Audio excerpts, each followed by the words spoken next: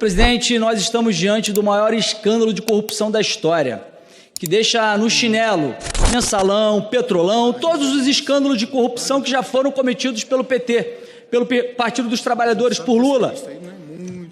O roubo, que antes era de 6,3 bilhões, virou 90 bilhões, porque não eram somente os descontos indevidos para entidades sindicais que estava acontecendo. Eram consignados ilegais, sem autorização de idosos. Tem que ser muito FDP para roubar idoso, aposentado, que trabalhou a vida inteira e que só queria ter uma aposentadoria digna. Eu fico ouvindo aqui nesse plenário uma série de discursos e acho fundamental que a gente ocupe a tribuna para enfrentar a desinformação, enfrentar a nebulosidade que se cria na sociedade brasileira sobre alguns assuntos. Essa extrema-direita que idolatra o ex-presidente Bolsonaro, na falta de pauta, só falam de anistia, para tentar resgatar o comandante do golpe, que é Bolsonaro. Não estão preocupados com quem está na papuda, eles estão preocupados em resgatar Bolsonaro, que está inelegível.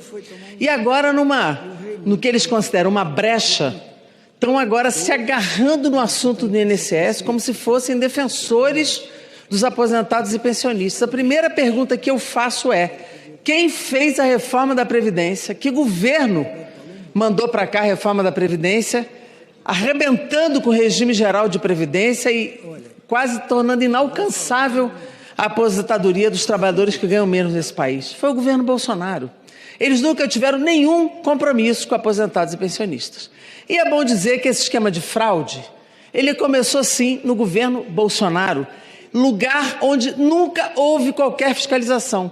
2 leis foram aprovadas na época do governo Bolsonaro para impedir a fiscalização, prorrogando a tributação pelas entidades. Uma delas, inclusive, uma tal de Ambec, tinha 3 pessoas, em muito pouco tempo passou a ter 30 milhões de faturamento mensal. Isso no governo Bolsonaro. E ele impediu qualquer tipo de apuração e fiscalização. Quero lembrar também que o Ministério da Previdência foi extinto no governo Bolsonaro e o INSS ficou colado no senhor Paulo Guedes.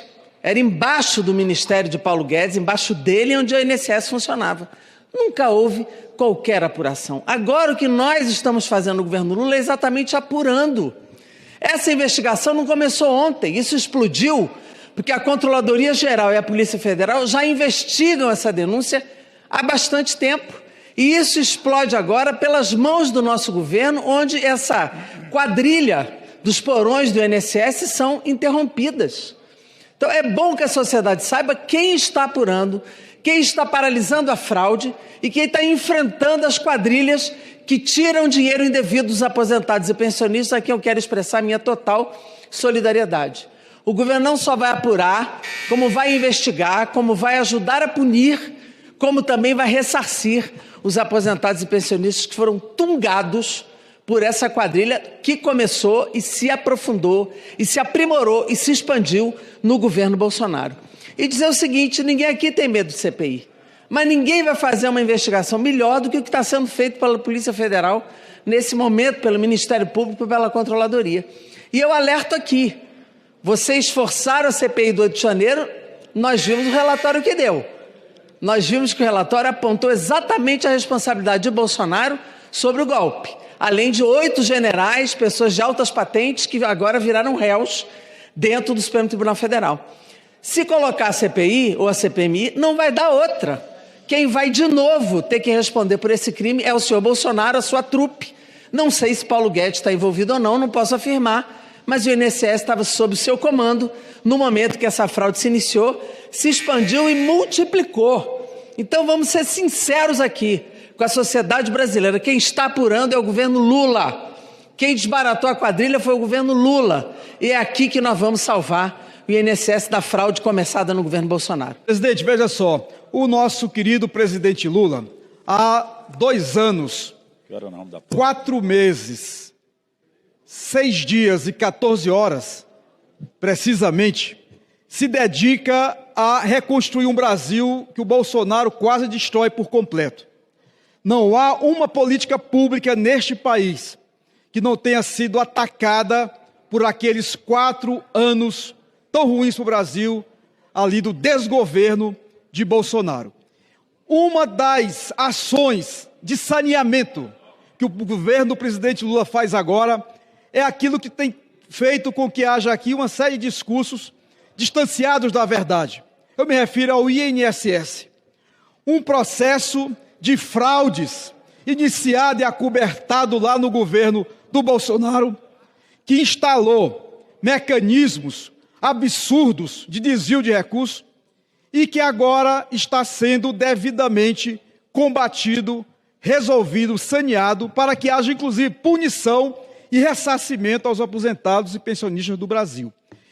Nós temos clareza absoluta quanto à necessidade de que haja sempre transparência, rigor, respeito ao dinheiro do povo. O governo do presidente Lula leva isso muito a sério todos os dias. Vejamos aí a ação aqui eu quero parabenizar, aplaudir, da CGU, da Polícia Federal, que no governo do presidente Lula também voltou a ter um papel republicano muito importante, que não tem orientação política eventual, conjuntural, que cumpre o seu papel constitucional e seu papel legal.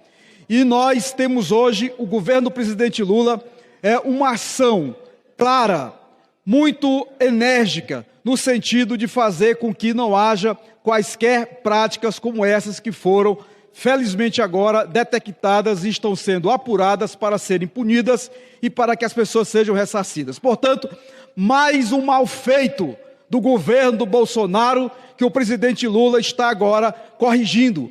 Mais uma herança maldita do governo Bolsonaro que agora o presidente Lula tem que corrigir, tem que consertar.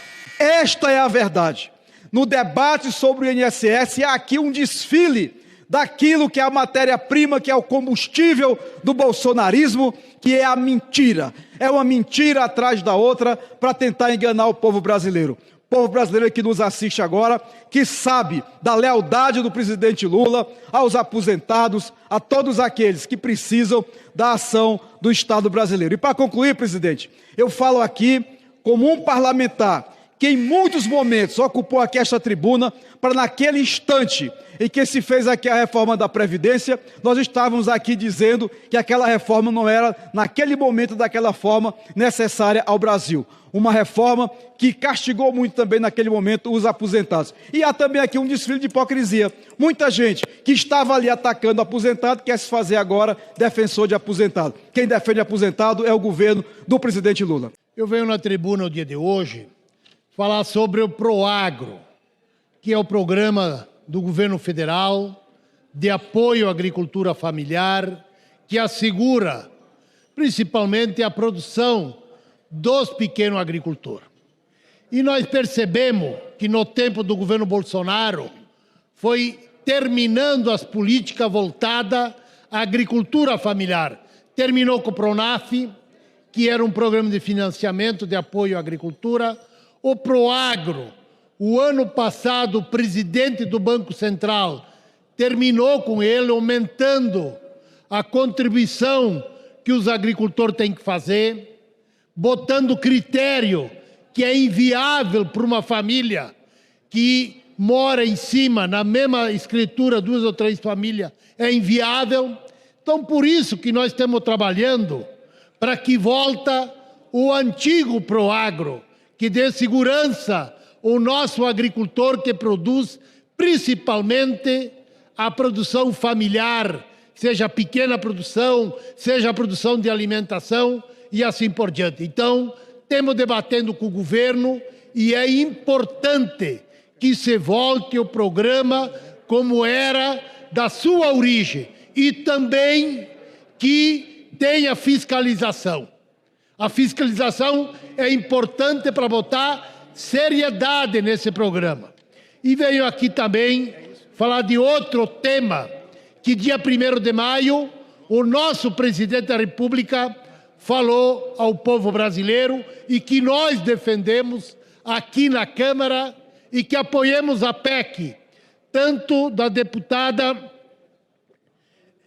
Érica e também do nosso senador Paim, que é 6 por 1, 6 dias contra a semana de 6 por 1, porque nós precisamos que os trabalhadores trabalhem, que seja qualificado, que seja bem remunerado, porque muitas vezes também tem alguém que diz que o trabalhador não quer trabalhar, mas um salário pífio muitas vezes. Então nós precisamos que o nosso trabalhador tenha sim o seu tempo de descanso, que tenha o seu tempo de ficar com a família, que tenha o seu tempo para lazer, para diversão. Então por isso que nós somos contra a escala 6 por 1 e o plenário tem que votar urgentemente esta matéria e nós vamos votar favorável. Gostaria de colocar na Voz do Brasil os meus 2 discursos, senhor presidente.